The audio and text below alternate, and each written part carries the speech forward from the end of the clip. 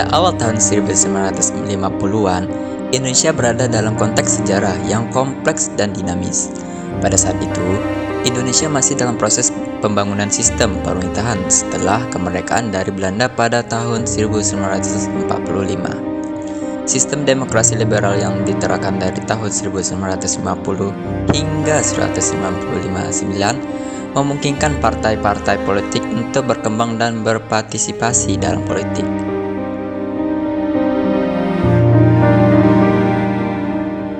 Terdapat ketidakpuasan yang merajalela terhadap pemerintahan Republik Indonesia, terutama dari kelompok yang menginginkan penerapan ajaran Islam secara kafah dalam struktur negara. Ketegangan semakin memuncak akibat konflik antara pemerintah pusat dan kelompok-kelompok otonom di berbagai daerah, yang menjadi katalisator bagi munculnya gerakan pemberontak DITI. Gerakan pemberontak Darul Islam atau Tentara Islam Indonesia mengalami evolusi dari awalnya dikenal sebagai Darul Islam menjadi Tentara Islam Indonesia, yang juga disertai dengan pergeseran fokus gerakan dari hanya mewujudkan negara Islam ke arah melawan pemerintahan Republik Indonesia. Peta ilustrasi menggambarkan daerah-daerah yang menjadi pusat konflik dan aktivitas gerakan pemberontak. Rekaman arsip dan animasi memberikan gambaran yang hidup tentang konflik bersenjata yang terjadi antara pemberontak DITI dan pemerintah Republik Indonesia.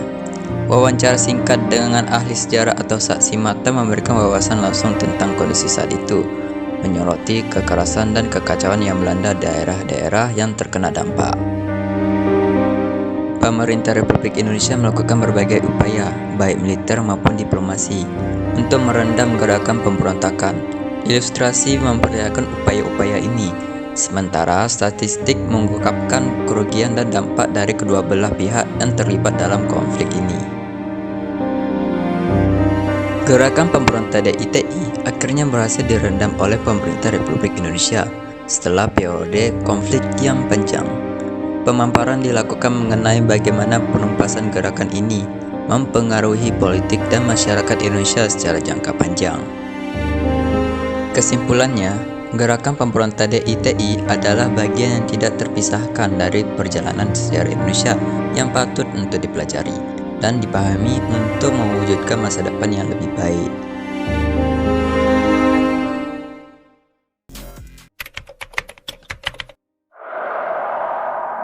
NII atau Negara Islam Indonesia adalah negara dengan dasar syariat Islam yang didirikan oleh Sekar Maji Marijan Kartosuwiryo.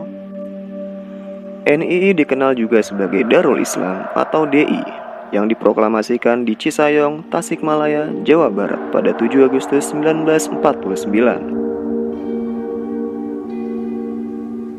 Dalam proklamasinya, Kartosuwiryo dengan tegas menyatakan bahwa hukum yang berlaku dalam negara Islam Indonesia adalah hukum Islam.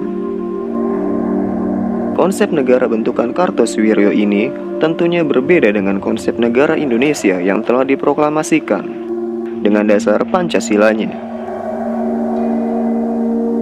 NII tidak menghendaki ideologi lain selain penegakan syariat Islam. Kartosuwiryo kemudian membentuk kesatuan tentara yang disebut sebagai Tentara Islam Indonesia atau TII. Tentara Islam Indonesia ini terdiri dari pasukan Hizbullah dan Sabilillah yang sudah ada sejak zaman pendudukan Jepang. Dengan terbentuknya Tentara Islam Indonesia, Kartosuwiryo dengan leluasa melancarkan berbagai aksi propaganda seputar negara Islam Indonesianya maupun aksi-aksi teror di sekitar Jawa Barat. Pertanyaannya, kemanakah TNI ketika Tentara Islam Indonesia ini melancarkan segala macam aksinya? Setelah perjanjian Renville 1947, TNI diharuskan meninggalkan wilayah Jawa Barat.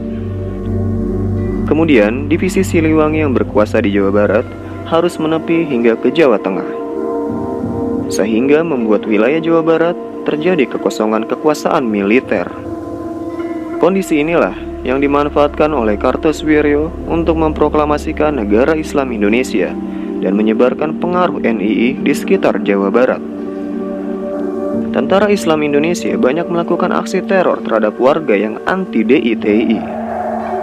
Banyak juga warga yang dibunuh oleh tentara Islam Indonesia ini. Kekuatan tentara Islam Indonesia di tahun 1950 semakin meningkat, bahkan hampir setara dengan Tentara Nasional Indonesia. Akhirnya terjadilah bentrokan antara TNI dengan DITI. Selama peperangan, pasukan DITI banyak bergerilya di sekitar hutan-hutan Jawa Barat. Bentrokan antara TNI dan TII berjalan sengit dan berdampak sangat buruk bagi rakyat Jawa Barat. Dalam aksinya, Tentara Islam Indonesia banyak melakukan perampasan harta benda milik warga guna mencukupi kebutuhan hidup mereka selama bergerilya. Hal ini tentunya membuat dukungan rakyat terhadap NII Kartosuwiryo berkurang. Mayoritas warga Jawa Barat memilih untuk mendukung Republik Indonesia dan membantu TNI menumpas pemberontakan DITI. Pemberontakan serupa juga terjadi di 4 daerah lainnya. Di Jawa Tengah misalnya, Komandan Hizbullah Jawa Tengah, Amir Fattah, menyatakan bergabung dengan NII Kartosuwiryo pada tanggal 23 Agustus 1949. Kekosongan kekuasaan militer di daerah Brebes, Tegal, dan Kebumen membuat tentara Hizbullah Amir Fattah leluasa melancarkan aksi propagandanya.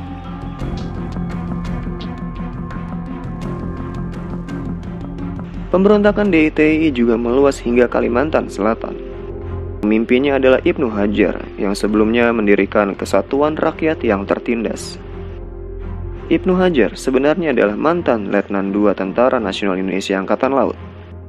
Ibnu Hajar bersama rekan-rekannya kemudian mendirikan KRYT karena kekecewaan penataan Tentara Nasional Indonesia Angkatan Laut Kalimantan Selatan pasca kemerdekaan.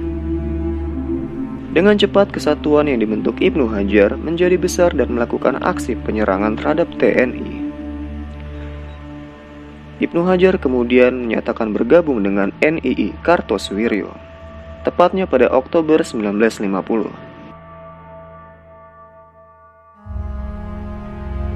Di Sulawesi Selatan, terjadi pemberontakan yang dipimpin oleh Kahar Muzakar. Pemberontakan ini diawali oleh penolakan pemerintah terhadap masuknya kesatuan gerilya yang dipimpin oleh Kahar ke dalam Angkatan Perang Republik Indonesia dengan berbagai pertimbangan. Hal ini menimbulkan kekecewaan yang sangat mendalam bagi Kahar Muzakar. Menurut Kahar Muzakar dan rekan-rekannya, mereka telah berkontribusi untuk mempertahankan kemerdekaan Republik Indonesia. Akhirnya, Kahar memilih jalan memberontak terhadap pemerintah dan memutuskan bergabung dengan Kartosuwiryo pada Agustus 1953. Saudara-saudara, saya Abdul Kahar Muzakar di sini. Saudara-saudara, selaku pejabat khalifah dan panglima tertinggi Angkatan Perang Republik Persatuan Islam Indonesia, saya ingin menyampaikan kata-kata salam kecintaan jihad fisabilillah kepada segenap mujahidin Ansarullah dan rakyat di daerah Kombat 1, ialah Komando Basis Jihad Lompo Batang seperti berikut. Dasar negara Pancasila yang ada di muka kita sekarang ini adalah gerak pikiran keduniaan yang akan menyeret dan akan menjerumuskan bangsa kita ke dalam pergaulan hidup hewan yang tidak mengindahkan kehidupan moral, kehidupan rohani. Kesatuan gerilya Kahar Muzakar ini kemudian bergerilya ke hutan-hutan. Kelihayan mereka dalam bergerilya sangat menyulitkan Tentara Nasional Indonesia dalam penumpasannya. Di Serambi, Mekah, Aceh, juga terjadi pemberontakan DITI. Dimulai pada 20 September 1953 dengan pernyataan proklamasi berdirinya NII oleh Daud Berah. Dalam proklamasi tersebut, Daud Berah menyatakan bahwa Aceh adalah bagian dari NII. Hal ini dilatar belakangi oleh kekecewaan mayoritas rakyat Aceh terhadap penurunan status Aceh dari daerah istimewa menjadi daerah setingkat karesidenan di bawah naungan Provinsi Sumatera Utara. Daud Berah bukan orang sembarangan. Ia adalah tokoh terkemuka Aceh. Beliau adalah gubernur militer Aceh yang juga menjadi ulama yang terpandang di Aceh. Rasa kekecewaannya terhadap sikap pemerintah RI yang membuat Daud Bereh memimpin Aceh untuk melakukan pemberontakan dan melepaskan diri dari NKRI, dan akhirnya bergabung dengan NII Kartosuwiryo karena kesamaan visi. Meluasnya pemberontakan DITI membuat pemerintah Republik Indonesia cukup dibuat pusing. Akhirnya pemerintah melakukan berbagai operasi militer untuk menumpas DITI di berbagai daerah.